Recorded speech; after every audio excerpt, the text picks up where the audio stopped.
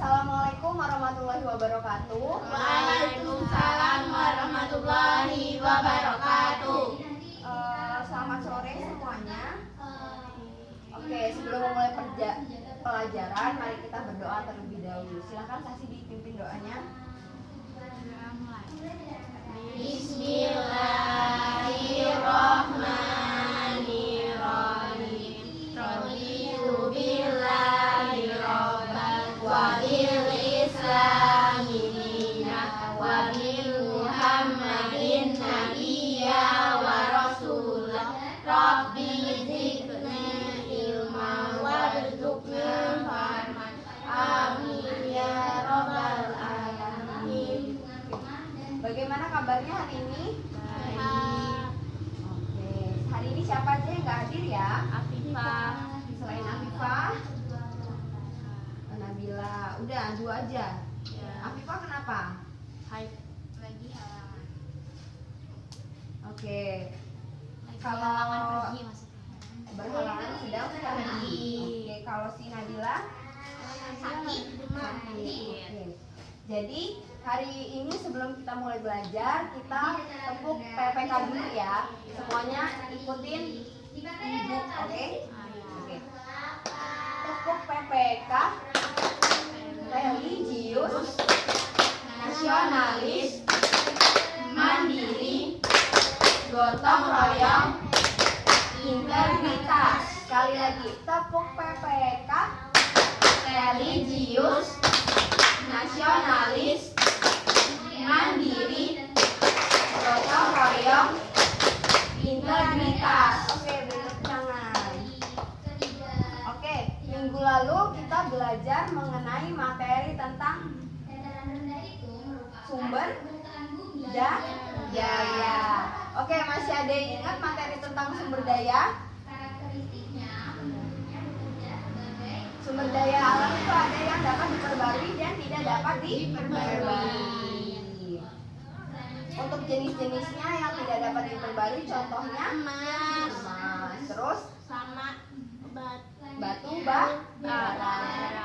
Kalau yang dapat diperbarui, air, sinar matahari. Oke, masih ingat ya.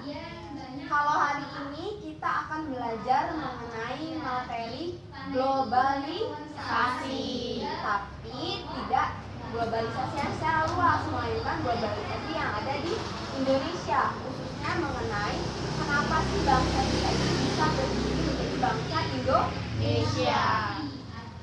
Ada yang ingat sama tahun kemerdekaan Indonesia? Tahun berapa? Tahun 1945. Kalau tanggalnya 17 Agustus. 17 Agustus. Oke. Sebelum proklamasi atau sebelum kemerdekaan pasti kan banyak ya perjuangan-perjuangan pahlawan dalam usaha memerdekakan bangsa Indonesia.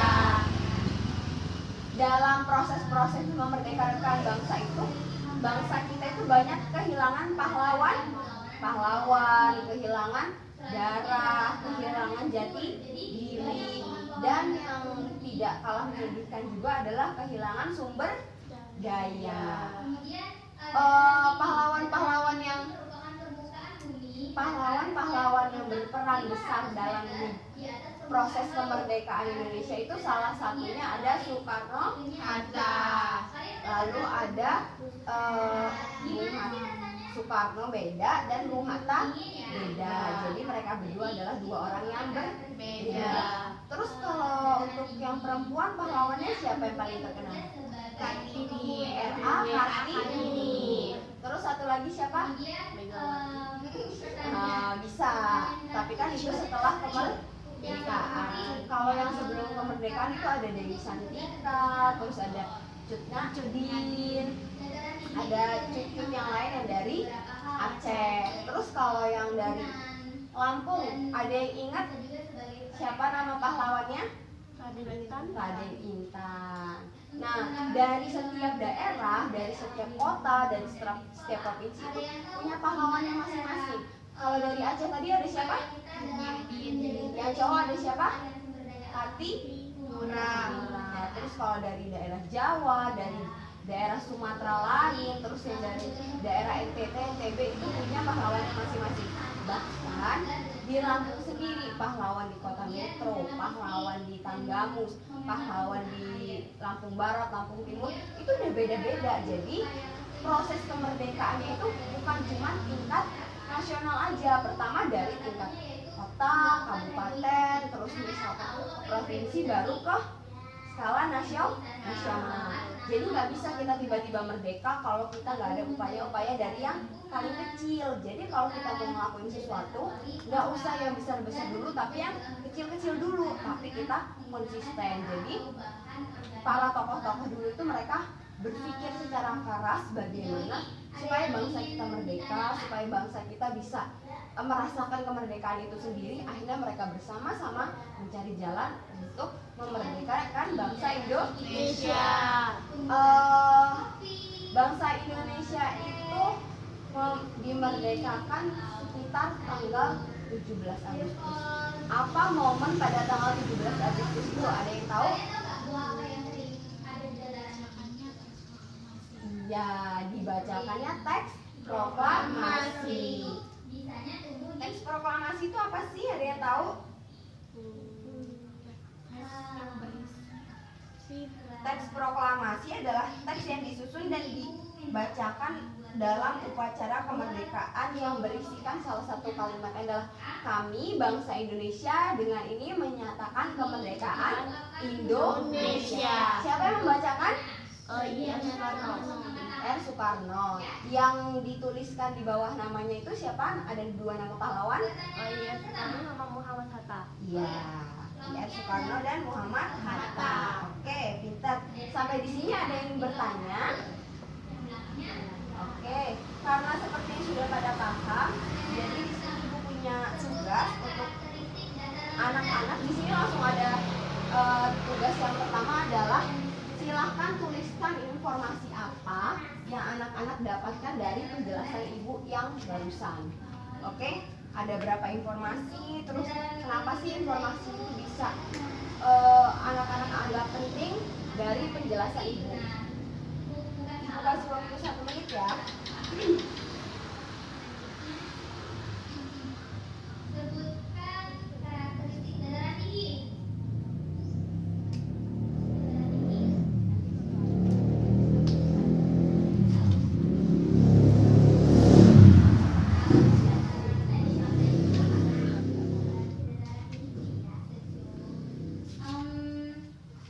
Kalau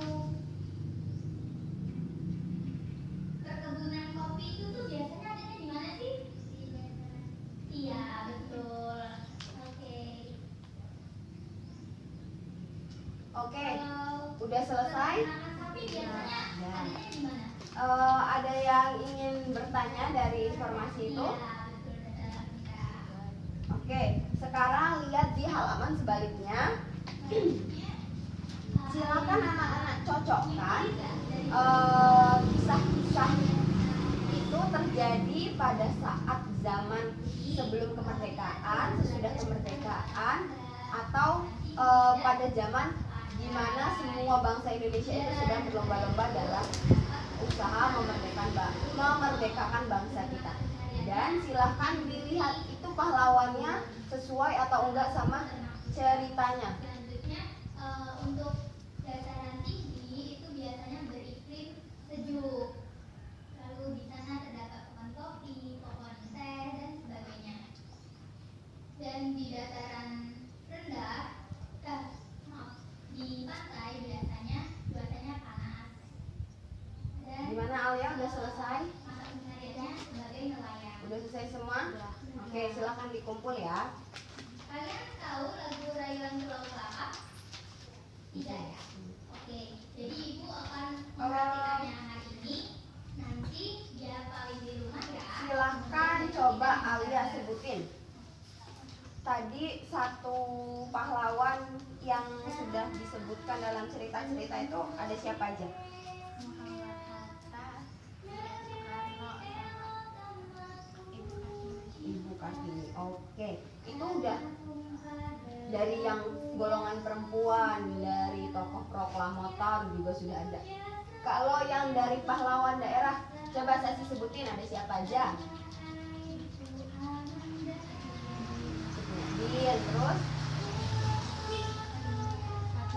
Patimura. Terus yang perempuan lagi ada siapa lagi? Tadi Dewi Santi, Dewi Santika. Oke.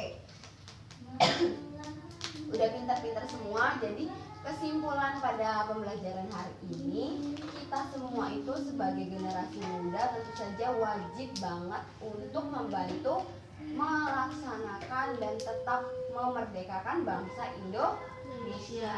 Jadi kalau misalkan ada hal-hal yang mengancam kemerdekaan, kita sebagai penerus bangsa harus mencegah hal-hal tersebut. Jadi kita harus belajar, kita harus paham bahwasannya kemerdekaan itu tidak semudah membalikkan telapak tangan. Oke. Mungkin itu saja pembelajaran yang bisa Ibu sampaikan. Mohon maaf apabila ada kekurangan dan kesalahan. Pun mari kita tutup pembelajaran hari ini dengan mengucap hamdalah. Oke, terima kasih banyak. Nun wal qalam mimma yasturun. Wassalamualaikum warahmatullahi wabarakatuh. Waalaikumsalam warahmatullahi wabarakatuh.